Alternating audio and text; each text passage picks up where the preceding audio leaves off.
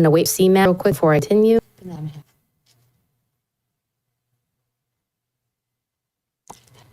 There we go. Okay, we're going to bring the Integrated Waste Management little task force meeting for September 8, 2025 order. And 6 o'clock, we do have a quorum. So first, let's start with, I'm sorry, the Pledge of Allegiance. Would you lead in the pledge? Let's begin. Pledge allegiance to the flag of the United States of America, to the republic for which it stands, one nation, under God, indivisible, with liberty and justice for all. It's too cold. Maybe. Okay, our next item is roll call. Do we have to do the roll?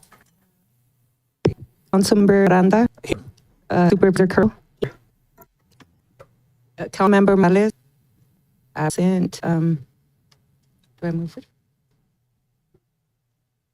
Okay, thank you. Can we get acknowledgement certificate posted? The agenda posted on December 5th, 2025, 3 p.m. And we have to action that. We have to vote on that. Typically with the board level. I don't know if you guys do here. So motion to approve. I'll send it. Okay. Then so yep. First second. This is gonna be a weird meeting with us. I'm really sorry, you guys. Let's just call what it is. It's constrained. Okay. So can I get a motion to approve the minutes? First of all, are there any comments on the minutes from the last meeting? Any is public comment? No public comment. Okay. Can a motion approve? Make the motion. I'll second. All in favor, aye. Aye. Okay, moving on to this item. Announcements. This is informational only. We have any announcements? Yes, we do. I'd like to call up our newest member, of the Integrated Waste Management Team, Lori Tanksley, who is our Integrated Waste Staff Services Specialist. Lori Tanksley. Yay! Wow. I'm the one presenting. I represent the first slide, but let's bring up, come on, Lori, really quickly, because Lori was our intern for about two years, and she supported us very well, and she really worked hard, and she's one of our stars. And if Lori wants something, ahead. Hello, Director Kerr and Councilor Rhonda. I would just say I am glad to be working with Integrated Waste Management time now. I'm excited working on more projects, and each two can be meaningful ideas and perspectives to the department. Thank you. Congratulations. Congrats. Woo. Okay, thank you. So the first slide is grants and funding updates. The City County Payment Program from CalCycle is a grant from CalCycle that we refer to as the CCPB, and that's the bridge container recycling. That's bottle and can. Funding supports bottle and can recycling and first reduction or prevention related bottle and cans. And this for the regional agency, so it also covers the cities, San Juan, Halter, as well as County San Benito. So we have approximately $16,000 fiscal 2024 of money that was spent to $16K. School year 24-25 payment was received in Q1 of 2025, and we will begin spending school year 24-25 once the school year 23-24 portion is fully spent. So we'll have funds to spend. Next, we have, and for the fiscal year 24-25, we were awarded $20,000. Next, we have the oil pump program, another grant CalCycle, which is referred to as the OP grant. And the fiscal year 25-26 application was submitted on June 19th of this year. And the fiscal 24-25 OPP report was submitted most recently in August 11th of 2025. This funding supports our more oil and oil filter recycling, such as rider cycle, outreach, and also supplies that the regional agency purchase, such as drain cans, filter drains, funnels, oil pads for options. So you've seen this being handed out, or it's in other ends throughout within your jurisdictions.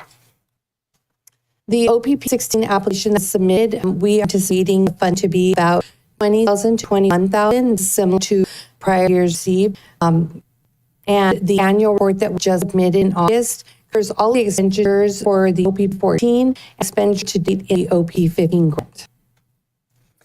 And next we have the SB 1383 Local Assistance Grant from CalCycle. It's OWR, and the OWR for $216,157 been awarded to regional agency. We are using these funds to pay for one food resource manager at community food bank. We reimburse food bank for this position.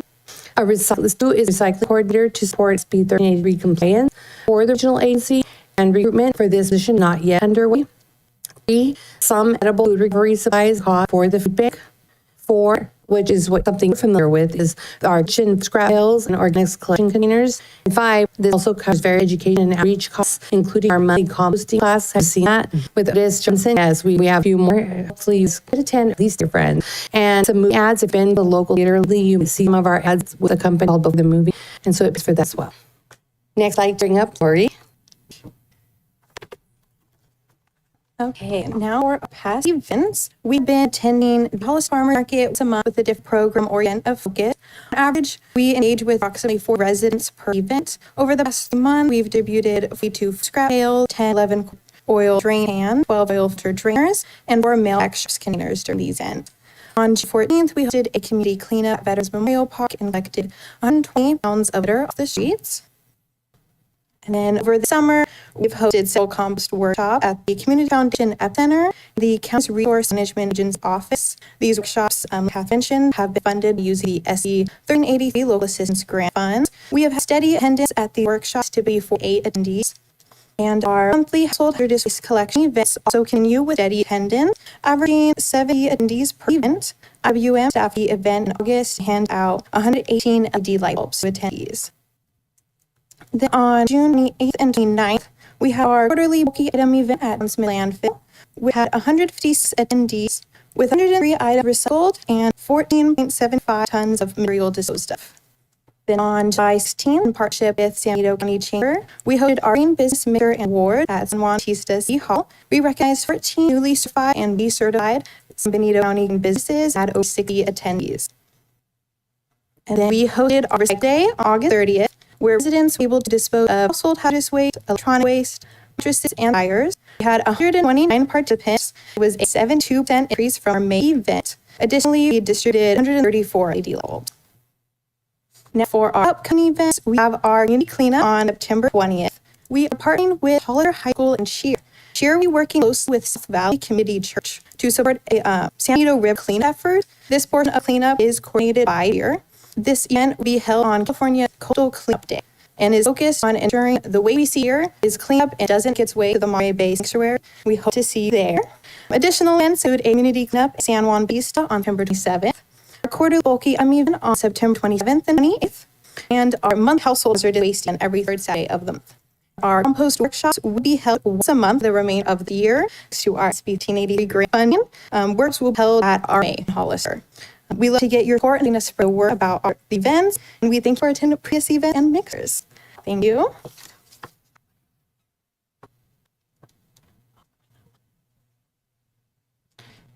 An additional page, we have finalized and will be distributing our fiscal year 2024-25 environmental butane menu to the schools in Benito County. Thank you. Next, I'd like to ask our recycling coordinator, Frankie, come up and speak to you about the build-up program days. Thank you, Catherine. Should be fairly quick. So, quick update on legal paying in the regional agency for Hollister. We received 5 reports last quarter of dumping in Hollister city limits, so not much. There is one hot spot that will work public, so hopefully have an update for you on the next one. San Diego County, there was 13 reports, all been picked up, so on then, and then NJV reports. Super good there with dumping. But one exciting project I've been working on is a multi-family dwelling pilot project, or bulky I collect pilot project, a little bit twister. Through some of our outreach the last couple of years and talking to some of the residents at the FDs, we realized that there's a gap in our services or office to residents at MFDs. They don't have bulk item that can be collected at their curbside. They allow 2 per year per complex, we just realized that a little bit of gap resource. And so I wanted to try and get some apartment complexes down. First pilot we did was at Prospect Villa Apartments over by the Rand area.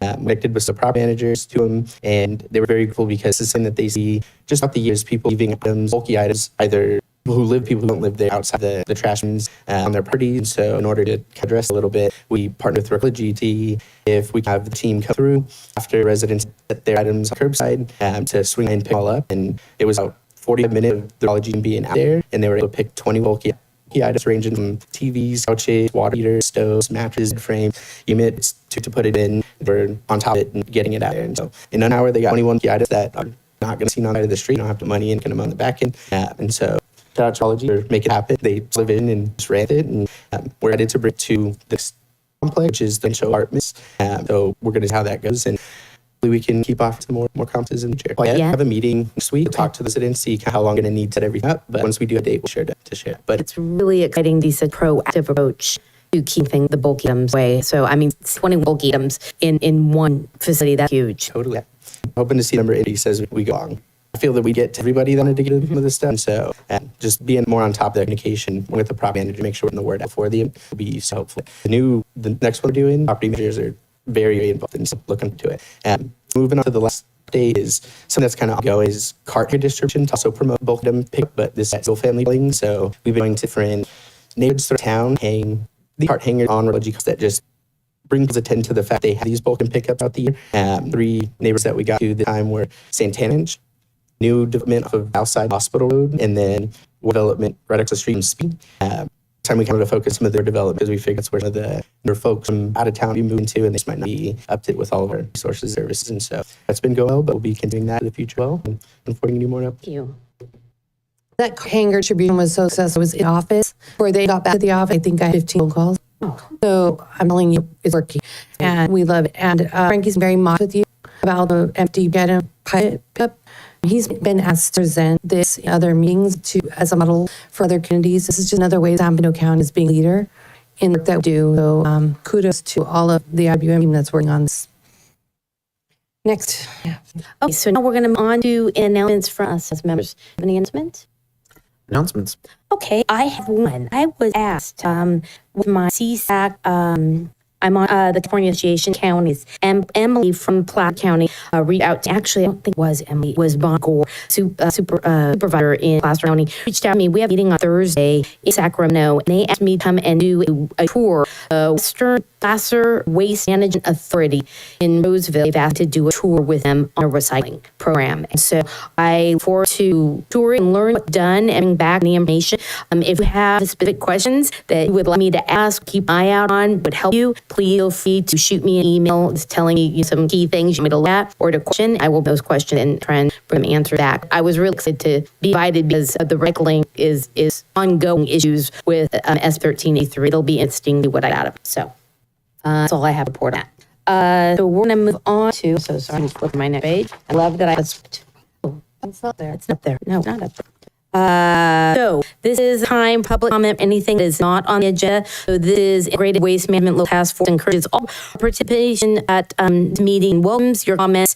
Speaker requested this their name. I think that's, did you being this? Oh, but I'm reading this. Next, don't put it on script. Like I have big script here today. I might take your job away. You have it. No, okay, you got ahead. Okay. The Integrated Waste Management Local Task Force encourages your participation at this meeting and welcomes your comments. Speakers are required to use their name to the speak prior to speaking to the committee. Not than 3 minutes may be allotted to each speaker and no many minutes to each subject unless otherwise extended or limited by the chair. A speaker's audit cannot be referred to another speaker. Committee members question speaker. There will be debate in pursuant Government Code Section 594.2. No act nor discussion shall be undertaken on the item appearing on the posted agenda. If appropriate, the chair or any committee member may direct that matter be referred into waste management staff for review.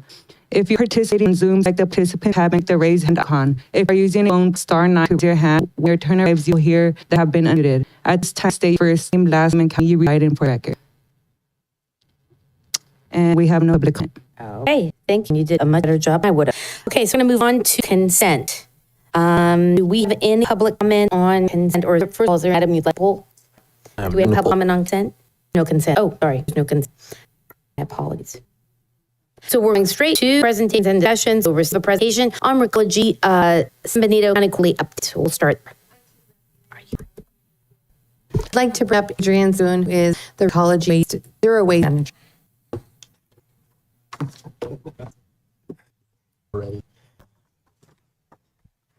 Hello, Chair Crow, Councilmember Ada, how are you doing? See you, man. Happy here. All right. I'm sure there's a little things we hand over there a little bit at a time, but for our second quarter, you could we like to go. Obviously, we start with our main goal with the diversion, keeping as much solid waste away from John Smith landfill as possible. So the diversion numbers for that quarter of 2025 for Hollister were 41.78% and 52.64%. And for then incorporated San Diego County, 35.58. Altogether, we're looking at 40%, 4.3%. I know last week we were asked, well, what is this and what does it look at? And one of the things that we want to point out, looking at specifically like the organic we take out, it's diverted. Last quarter and the second quarter, we diverted 3,400 tons of organics. That translates to roughly 1.6 tons of greenhouse gas that are avoided from being released in the atmosphere. So that's the type of impact that we make. And we are on the verge of increasing. We're always trying to increase numbers. That's the kind of impact we're making to kind of bring it to some heights for residential, continued tagging for high contamination. Obviously, been out educating, we do tact on contamination. Bulk item program tagging, as Frank mentioned, been really successful. Let people know sometimes come to realize they're not in advantage of the program because nowadays. More education, like our print, digital ads, social media ads that's been increasing every quarter. Bill inserts we have every bill comes with insert information that IWM and apology consider to pass written information to residents and to commercial customers. Our environmental day services where we donate compost and we have free waste recycling and all free sharing and quick responses to customers. For our commercial zero waste team and has focused on reaching and making we talk to many people. So we have increased our visits to 163 site visits. That's in the state core. That's 163 visits. They've businesses and commercial businesses and multi-family dwelling they've gotten to talk to. Before waste assessments, some new organic starts. We have 7 new customers starting organics. Member agency departments, some of them are in the C% version rate. They're well.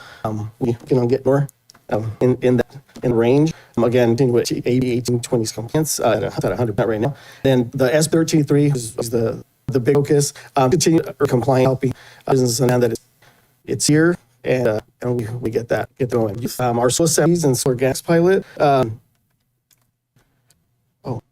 Let's skip it. Our in-kind service, in-kind services last quarter was over 26,000 of just donation services, as you could hear. Part and basically we sit whenever the festival, whenever there's events, and assess the need, and then we help with that donation. No, okay. It's a kind of little more. Right. Our event, again, back to outreach and 3-stream service. Hollis Harbor Market, we end with 3-stream stations at a farm market. One month we're the person we have station monitoring. We work with AGA as well to make sure that those monitored. We have a booth where we have Q&A with the public. We have games with the public, some game. Also hand out. There are really big opportunities to hand out a lot of information about our programs. Then for the Farm Market, because not open, we all of our reports and numbers and everything at the end. So we'll have some concrete numbers once it's over. We also had the Soho. We put a 3-stream sortation with all of our 9. We have murders. We are through entity staffing and local staff agency. We have staff to be able to help monitor and help the public report their waste. And we had 71% version at the Soho. So really good.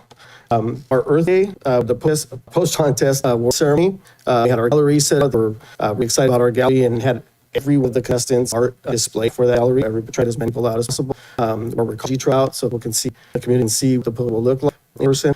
We had 14 out of the 15 contestants actually the contest winner show and receive their awards in person, and thank you all being there as well to deliver the awards. For our rib cook-off, the version of the rib cook-off this year was 69%. It was slightly lower, but lower than last year's. One of the things I really want to point out, worked really hard with Juan and IUM and making sure that one of the bigger and better differences from last year to this year was last year, Monday morning, there was, streets were not very clear on muddy in San Juan. And this year, when I made to be there at 5 a.m. to try to my drive to pick up, and this was spots. So I give great work his due, and thanks everybody in San Juan, well, the counselors that helped make sure that's when the event over, it was over. It was very clean. Kids at Park, 10 kids at the park, interactive games, and also information for parents. Padrino Art Show, again, 3-stream source stations. We hire a very making sure this runs smooth. I know it's been going for quite a while. Very compliant, making sure and finding what they do to be better. And we did do actually have 2 monitors that we had there that hired helped out as well to be during the station wall. Everybody that's worked car show does what we need to do. We had 70% diversion in that car show. Really good. Yeah. We had 2 environmental days last quarter. We had 334 participants combined. Holler, we had the first one in Hollister against at the school. We had just 3 tons of waste that was collected there, and just 4 tons of shedding that was disposed of. So a lot of events district on 2 weekends. Underway and come up. So we have new toasters are up. So if you look now, keep an eye out for this as they go by. They do have current orders up on trucks already. They've all put out there. The San Benito County Air come up. We had a run day, which was also a big success. They're always really good to work with. Committee there, great committee to be in. And then, which not here, but then the 4th of July rally, which is all not on here. Again, because it's in third quarter, beginning of the third quarter, well, those numbers for you next meeting. But if it went really well, being put together a short amount of. Then, so we the Hollis Street Festival and show come up at the end of the month. October, November, have environmental day again. So anybody needs to shredding, getting rid of e-waste, and all will be get compost again. Poster contest is going to be underway in 2026. I mentioned. Lori mentioned already our new thing, Race to Zero Waste. And the State Wales, we put presentations. Actually, tomorrow will be the first presentations. The Wales, we team up them and be doing outer shed presentations into 2024 for different schools in Summit County. And then, again, our Race Zero Waste is our aim for the upcoming post contest. That's great. Let's open it up public comment before we bring back for questions. There is no public comment. Okay, with no, do you have any question? No, then great. Thank you for your presentation. You did great with the version. It's really good. It's good to see numbers. We're still kind of unincorporated trail behind just a little, so we'll work on that. But the shredding event, what date is this one? And it is posted because it wasn't attached. Was it presentation attached? It's November. There it is. Okay, so I have all those. I'm screenshot a few of these and put it on social media. But if you do put it on social media, try to follow all your postings and reposts so to get the word out there. But I really appreciate all these future events because there aren't enough people that know. The door to door is really the most powerful we have right now. Social media. Yeah. So if you will recall me on both Instagram and Facebook, you will get a lot of updates. Really appreciate it. Great date. So with that, we're going to move on to our next item, which is review the integrated waste. Do I have? No. I don't have that right. We did the college review the integrated waste regional agency quarterly expenditures. So this is for fiscal year 425 JIT performance and services and supply detail report. Is where we're at. I just wanted to wrap up the Recology presentation and thank Adrian for all of the hard work that Recology. We'll have Mike Kelly, the general manager, here in the room if you have any questions. From your one up there, very helpful. And partners. Regarding the reports, if you need information or if you have any questions they provided you earlier, please reach out to either Lena or I or even to Adrian with College. The report's very insightful. There's a lot of information. It talks about what you need betters and things that happen. There's data in there, incidents. And so these reports help make everything better year after year after year. And so just great improvements.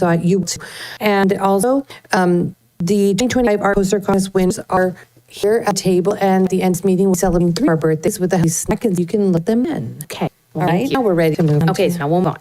So I'd like to bring it up for S33 implementation and client presentation for the Bay Area. Rose Redford from RC has come down. She is one of our advised. I'd like to ask the presentation. Hi, good evening, Madam Chair and member Rhonda. So I'm Rose Advocate with RE Consulting.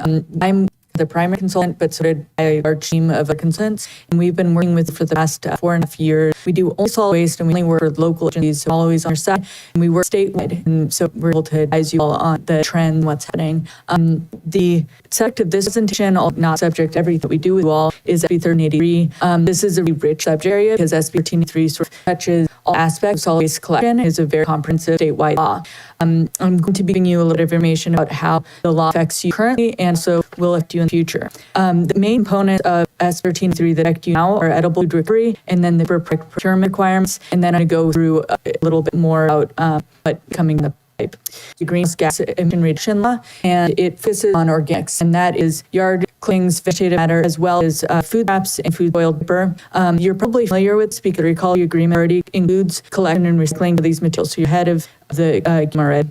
The reason that they decided to target organic waste is because, one, it comprises of a very large proportion of what's actually disposed in our landfills. And in addition, releases greenhouse gases, especially methane gas. It's estimated up to 10% of worldwide emissions are associated with food scraps, breaking on the landfill to 10%. A lot methane gas are an important target, and that's why California decided to pass the law. This law did come into play January 1st of 2022, so it's been in place for a while now, and most of the state has gotten to full compliance with it. The requirement is to provide organic waste collection to all businesses as well as residents. You have the residents covered, businesses not fully covered yet here in San Benito. There are increased outreach and education requirements, as well as the pieces I'm going to get into a little bit more detail later in the presentation. You have a population waiver here, rural exemption. So you have additional time for compliance, and this extends the amount of that you have to 2037 to get to compliance with the rest of the law. So that recent development, last time I talked to you all, the extension for rural exemption was not in place yet. This happened, I think, in March, April. It's great news in terms of reducing costs. Still need to look at and toward compliance in the future. And then, of course, anything that's not related to organic waste collection you are still required to comply with all of that. So now I'm getting what those are.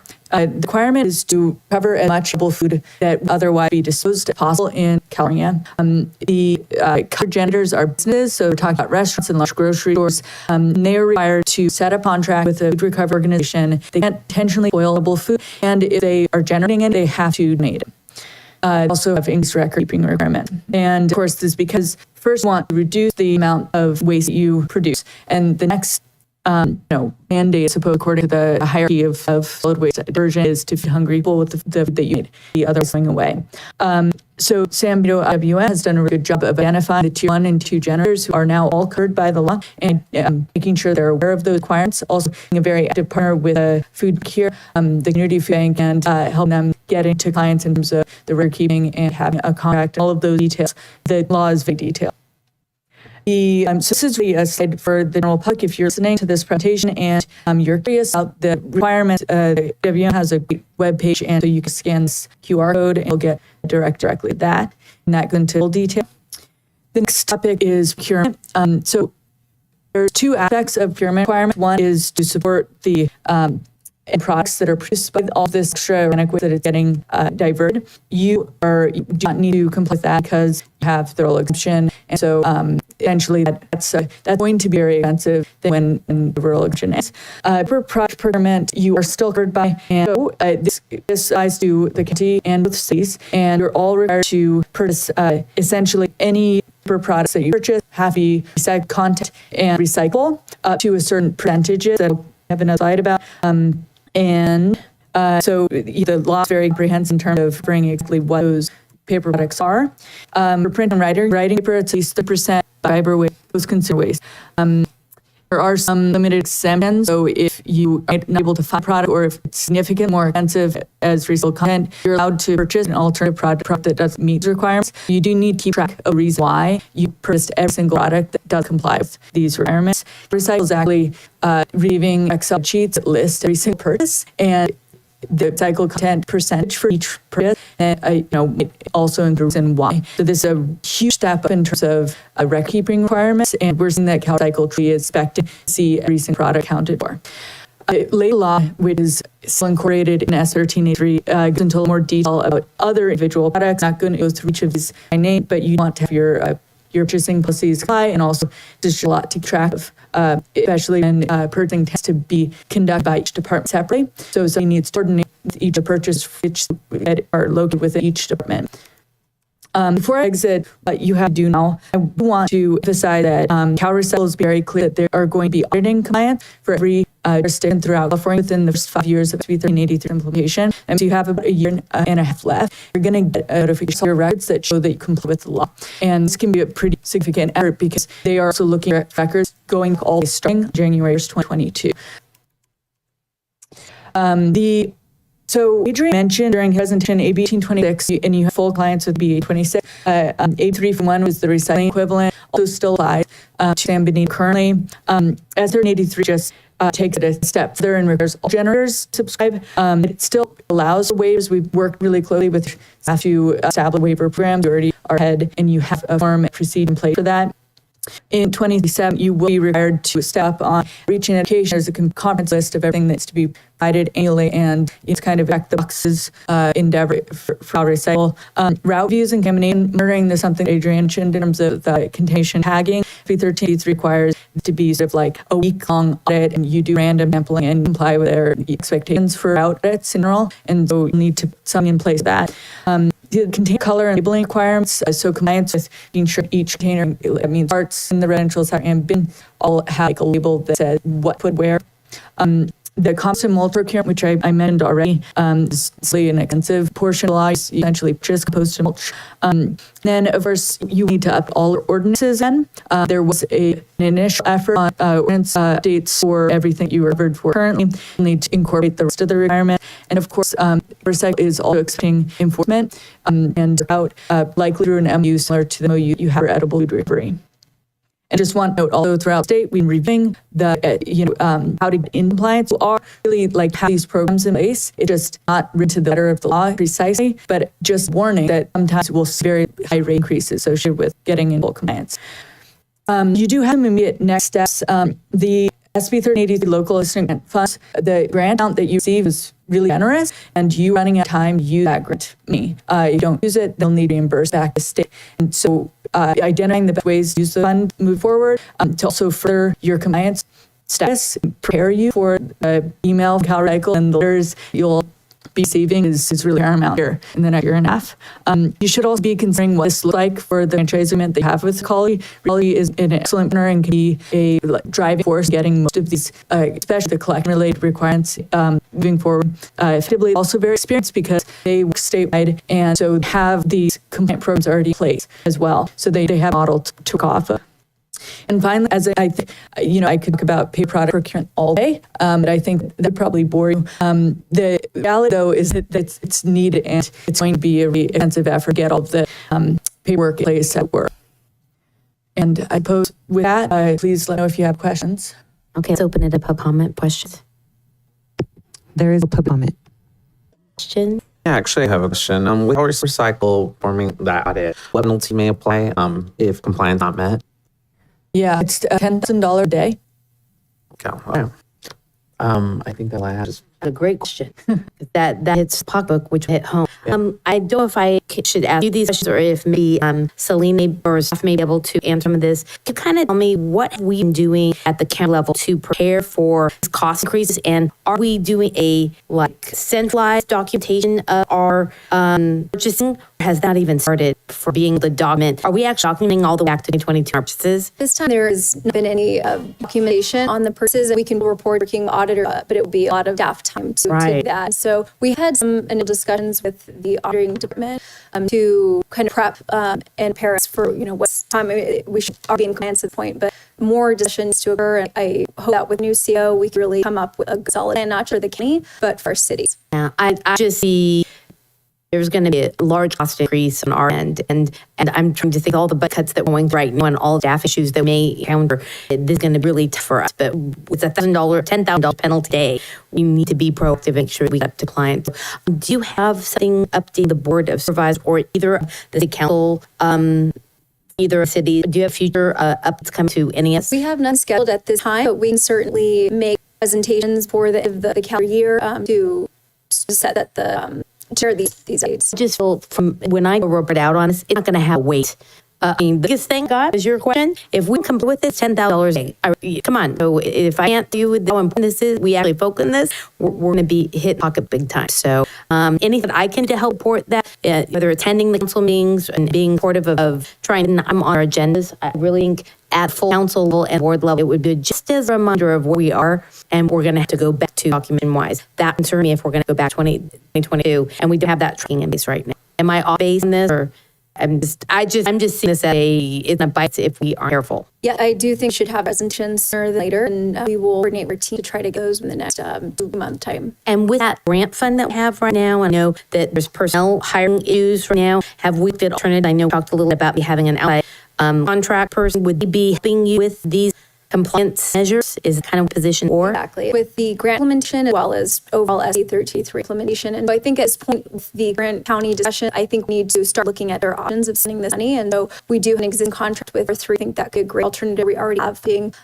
set aside for the contract. There may need to be some budget adjustment, moves to that staff funds that would allocated into service and supplies. So I think that's agreeable to propose that to our CAO and go from there. There might still be the possibility to staff that position. I think until we can, need to look at and from to kind of get a little, because I don't want you guys to get too far behind because of staffing issue. So we could do an out contract, the interim, to be able to move some of your, if you want use funds, give you support in what you need to do move forward. So I'm very supportive of that. Yeah, you did have some questions about rates. I'm asked to cut up, but this for organic collection, our rates, we offer that service, and organic collection is included in the rate structure. So I'm not quite confident at this point how much more compliance will look at the rates.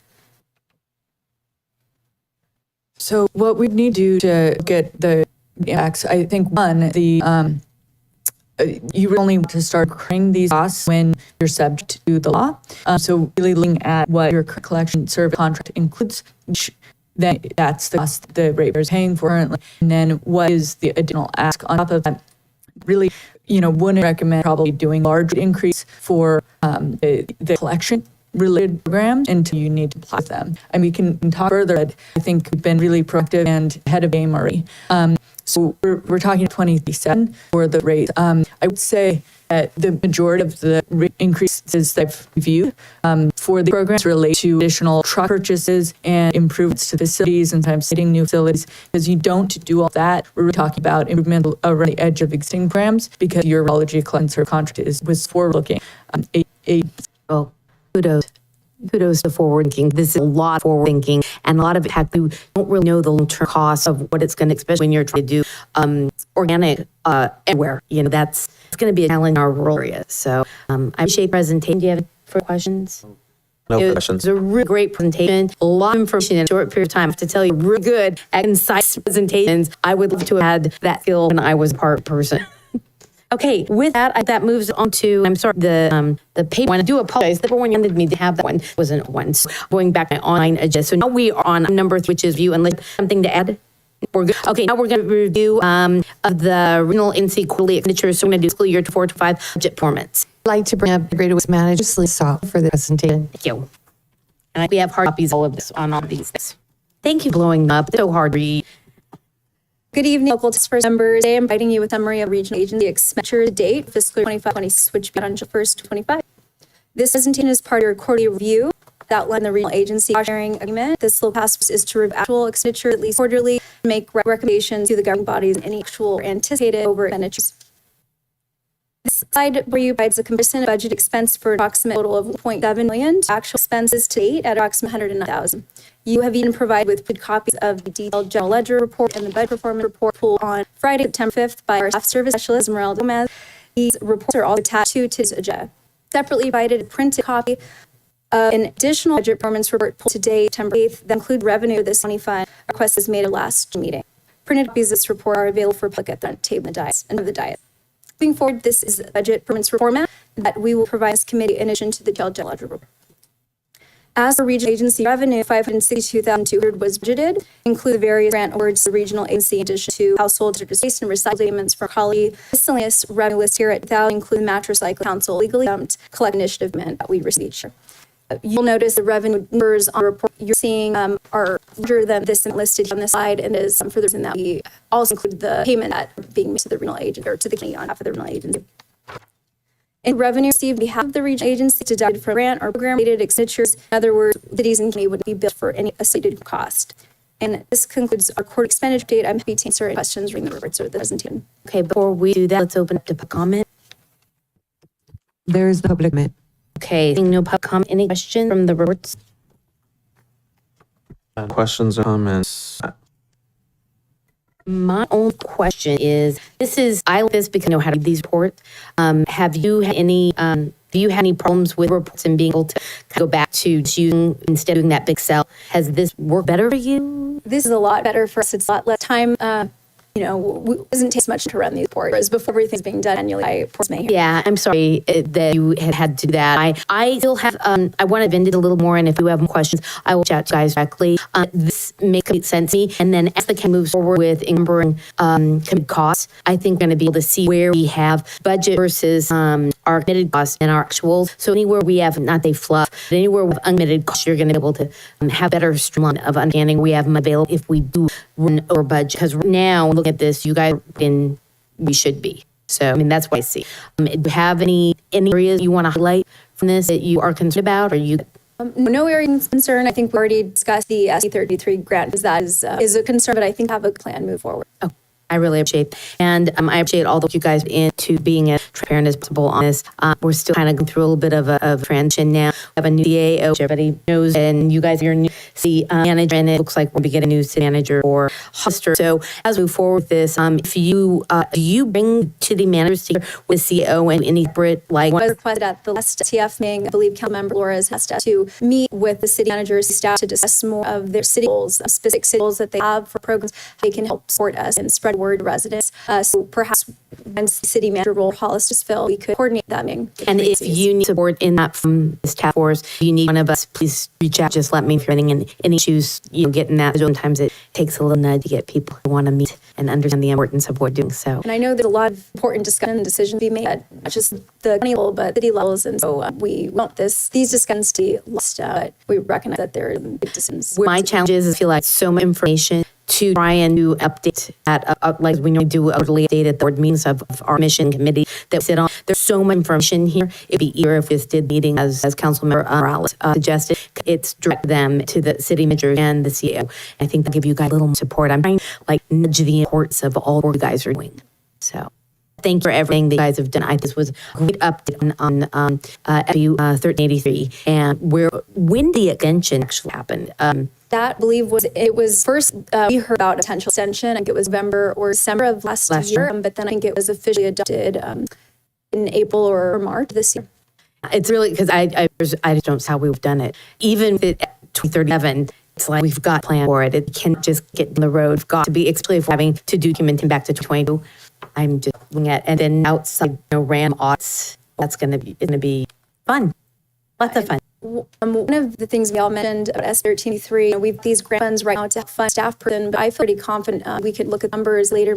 We fund that position through the region agency members. Time those mix requirements aren't go away, and even we are in compliance, it's continuous. The training needs to occur to different departments at all levels, and implementation doesn't stop with that record written quarter. Okay, that's great. Yeah, and anything that we can do to help for it, just let us know.